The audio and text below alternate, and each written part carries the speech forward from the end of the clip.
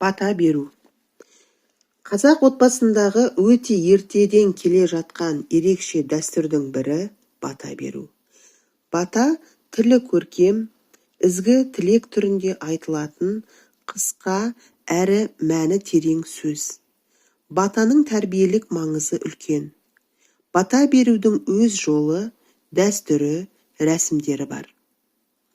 Дастархан басында, түрлі жиын тойда, отбасы мерекелерінде, тұсаукесер, тіл ашар кезінде жастар қол жайып үлкендерден бата сұрайды.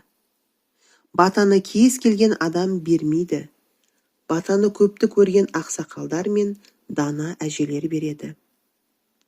Батаның түрлері бар. Ас батасы. Ас батасы асты үстелге әкелгенде немесе ас ішіліп болған соң берілетін бата. Ас батасы тамақ ішкен сайын беріледі. Рамазан батасы.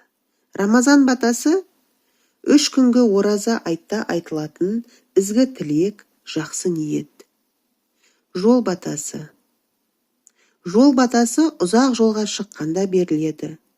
Жолға шығарда үй иесі көршілерге, туыстарға тамақ беріп, үлкен ақсақалдардан бата алады. Тілек бата үлкендер жастарға риза болғанда, реті келген жерден қолын жайып беретін батаның түрі. Қазақтар сөз өнерін өте жоғары бағалаған.